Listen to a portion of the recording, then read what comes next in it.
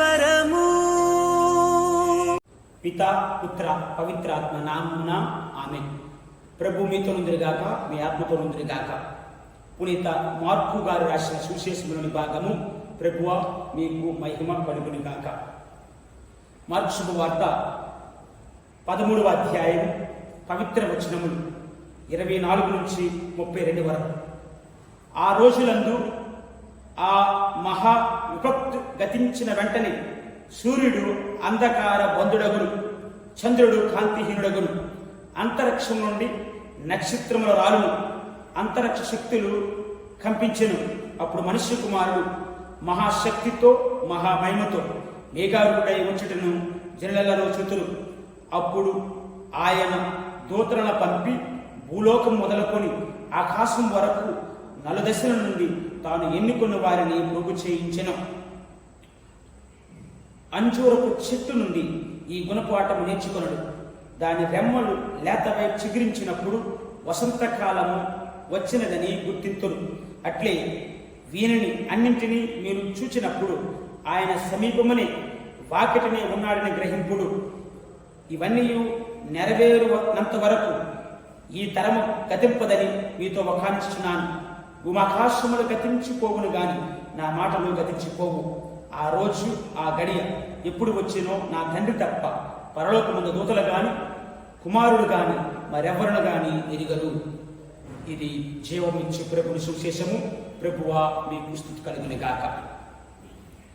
ప్రీతమా క్రైస్తవ సహోదరి సహోదరులారా, మిమ్మల్ని అందరినీ ఈ 33వ సామాన్య ఆదివారం ధ్యానాంశమునకై ప్రేమతో ఆహ్వానిస్తున్నాను. ఈనాటి గ్రంథ పఠనాలు లోకాంత్యము దాని పరిణామం అనే అంశంపై కేంద్రీకృతమై ఉన్నాయి. అయితే దైవ ప్రజలారా, మనందరి మదిలో మెదిలే ఒక ప్రశ్న: ఈ లోకం ఎప్పుడు అంతరిస్తుంది? ఈ మధ్య కాలంలో 2012వ సంవత్సరంలో ఒక సినిమా వచ్చింది. అయితే ఆ సినిమాలో ఈ విధముగా చెప్పడం చూస్తూ ఉన్నాం.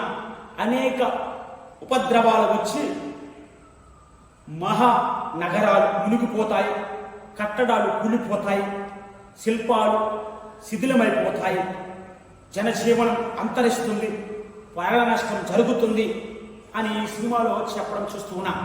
అయితే ఈ సినిమాకు ముందు 2006 ఆగస్టు 6వ తారీఖున స్టీఫెన్ హకిన్స్ అనే ప్రముఖ శాస్త్రవేత్త ఈ విధంగా అంటున్నాడు: మరో 100 సంవత్సరాలు కూడా ఈ మానవ జాతి బ్రతకదు అని ఒక సంచలన వాక్యాన్ని చెప్పడం మనం చూస్తూ ఉన్నాం.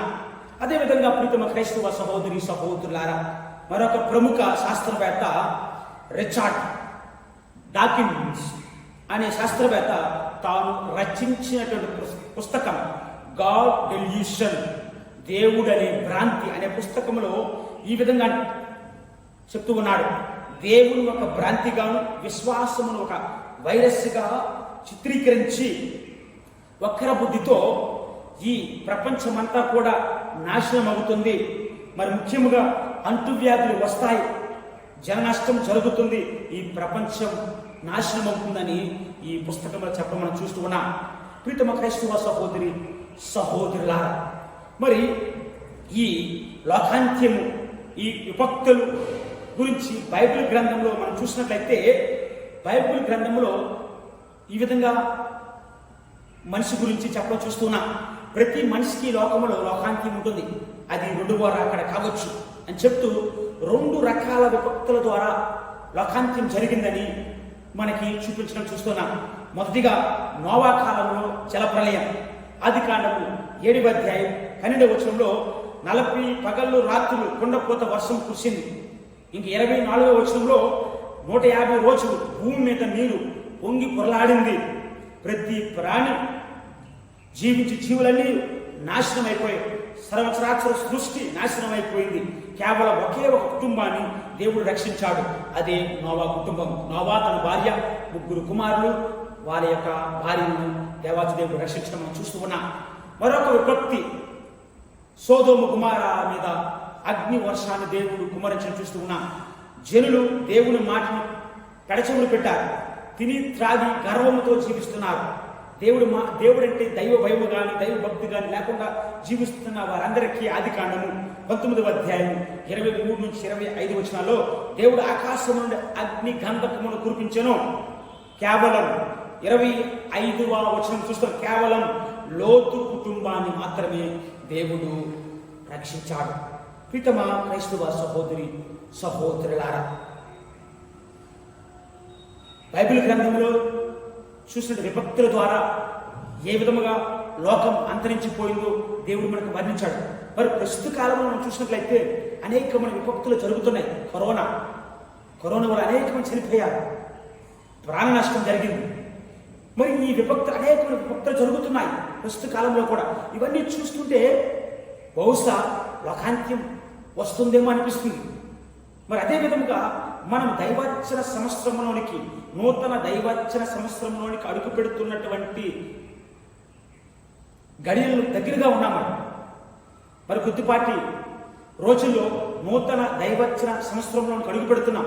దానికి ముందు మరి 33వ సామాన్య ఆదివారం ద్వారా తల్లి అయిన తిరుసభ నేటి గ్రంథ పట్టణాలతో మనకు బోధిస్తుంది.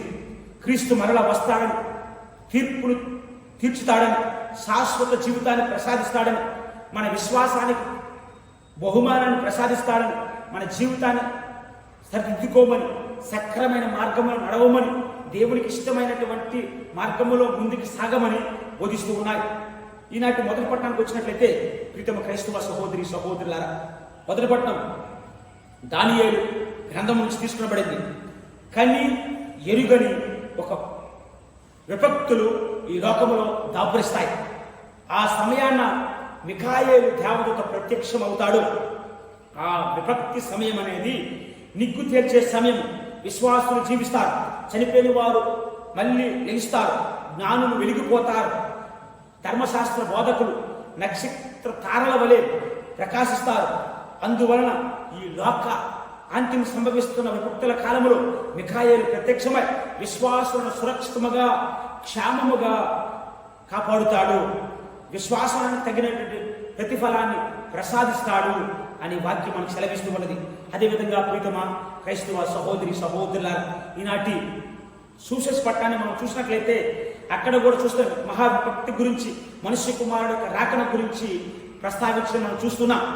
ఆ విపత్తి తర్వాత మనుష్య కుమారుడు వస్తాడు, తాను ఎన్నుకున్న వారిని పోగు చేస్తాడు. ఆయన రాకడ ఏ గడిలో వస్తుందో ఎవరికి తెలియదు. కాబట్టి క్రైస్తవులైన మనమందరము కూడా ద్వారపాలకుల వలె వేచి ఉండాలి. విపత్తుల సమయంలో కూడా సంసిద్ధతతో ఉండాలి. విపత్తులు జరుగుతున్నప్పుడు భయపడకూడదు. ఎందుకంటే మనల్ని కాపాడువాడు మనుష్య కుమారుడు మహాశక్తివంతుడు రాబోతున్నాడు. కాబట్టి మనం అందరం కూడా జాగరూకులై ఉండాలి. మన నమ్మకాన్ని దేవుని యొక్క నమ్మకాన్ని మనుపాలు చేయకూడదు.